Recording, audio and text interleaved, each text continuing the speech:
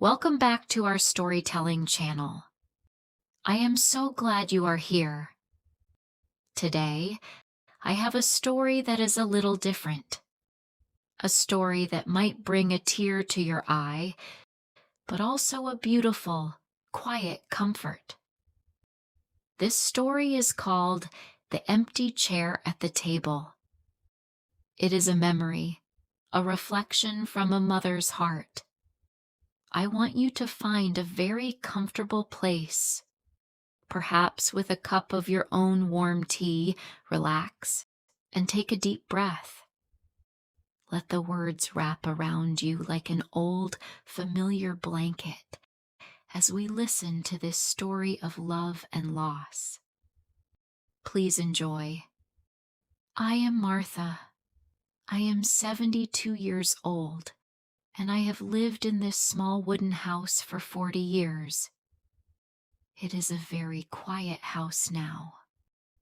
The only sounds are the wind in the ancient oak tree outside and the ticking of the old grandfather clock in the hallway.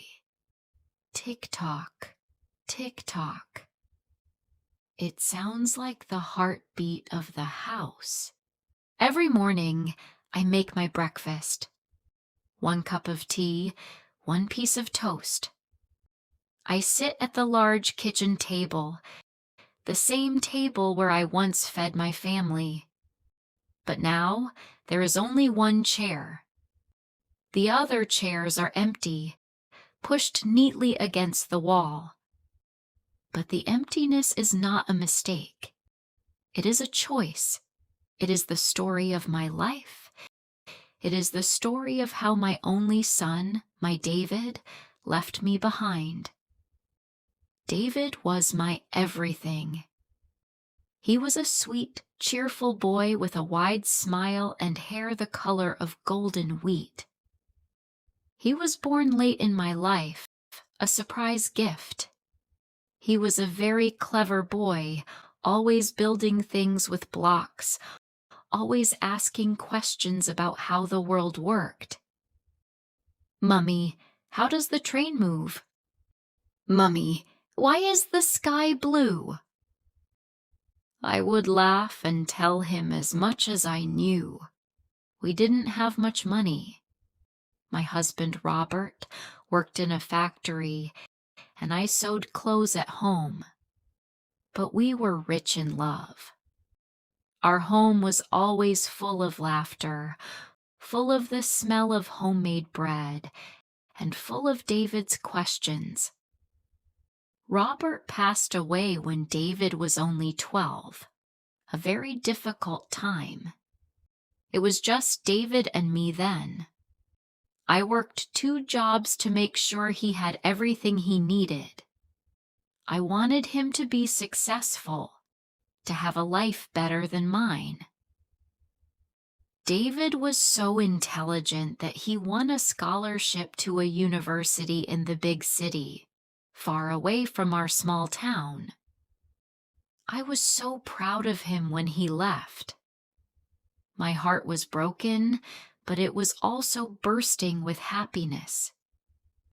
"You will do great things, my David," I told him, hugging him so tightly.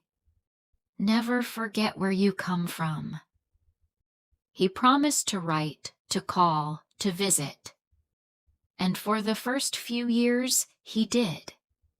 He would call every Sunday evening. I would tell him about the garden and the local news. He would tell me about his classes, his new friends, and his big dreams of being a lawyer. His voice was full of energy and hope. I lived for those Sunday phone calls. They were my connection to my child. But as the years passed, the city started to change him. David became more and more successful. He became a busy lawyer. The Sunday phone calls became shorter. "I can't talk long, Mom," he would say. "I have a big case."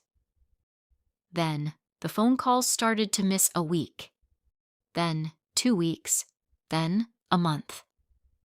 He did visit me sometimes, maybe once a year, for a few hours.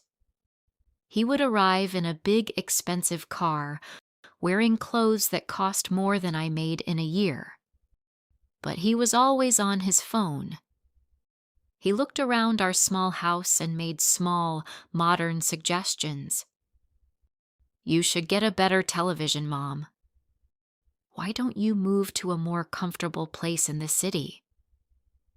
He didn't understand that this house was my home, our family's home. The distance between us wasn't just miles. It was a wall he was building.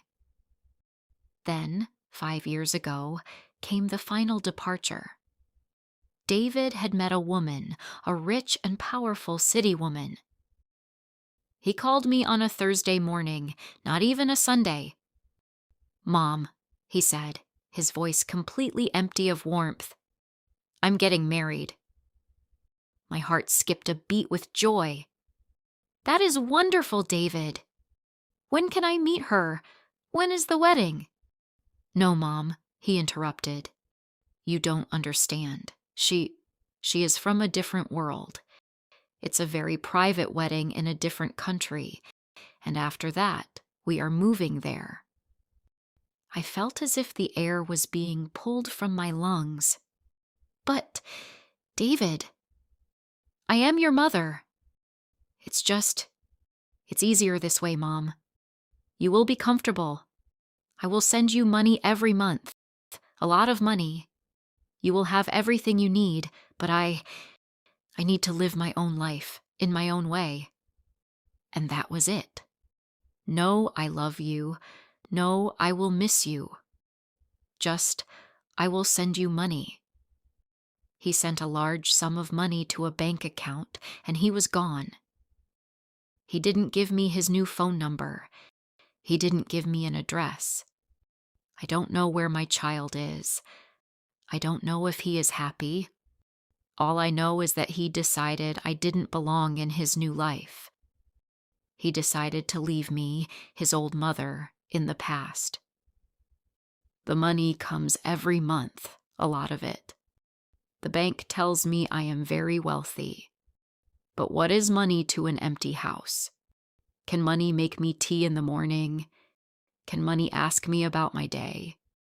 Can money laugh when I tell a joke? No. The money is just a monthly reminder that my son is gone. Sometimes the sadness is so heavy that I can barely move.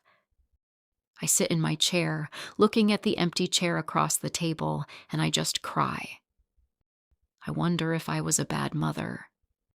Did I push him too hard? Did I not show him enough love? Did I make him ashamed of our small life?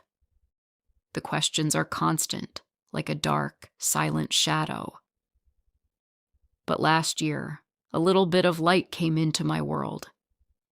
A new family moved into the cottage next door.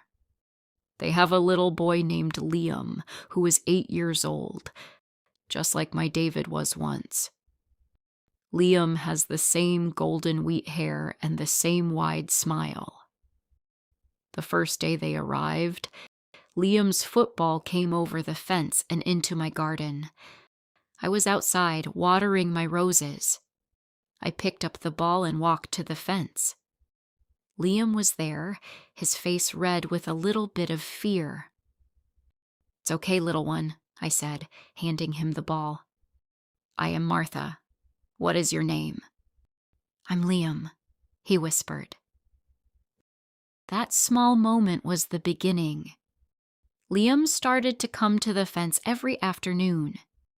He would ask about my roses, and I would tell him their names. One day, I invited him in for milk and cookies. He sat in the empty chair at the table, the very same chair that had been silent for years. Now, Liam comes over every single day. He doesn't have many questions about trains or the sky, but he loves hearing my stories about the town when I was young. He helps me with the garden, and I teach him how to sew a button. When he sits in that empty chair, the house doesn't feel quite so empty. The grandfather clock still ticks, tick-tock, tick-tock, but the heartbeat of the house feels stronger, full of a different kind of life. David's money still arrives, but I don't use it much. I use it to buy seeds for the garden, books for Liam, and sometimes a special treat for Liam's family.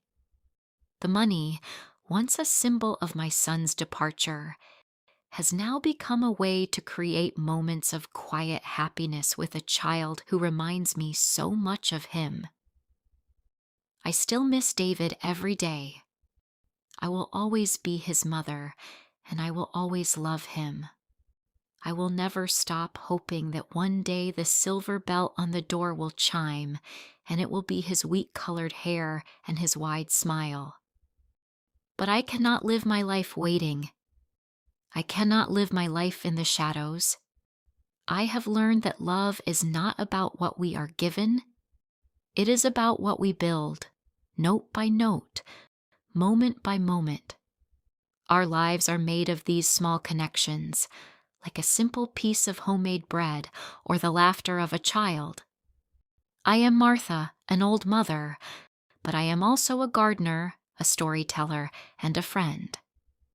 The empty chair is still there, but it is not empty of love.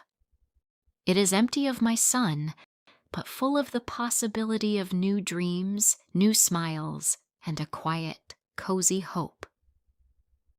You have been listening to The Empty Chair at the Table. This was a story about loss, but also about the great, unexpected strength we can find within ourselves. Practice your English listening skills by playing this moving story again. Thank you for listening, and until next time, find your own quiet happiness and never stop building your own cozy dreams. Goodbye.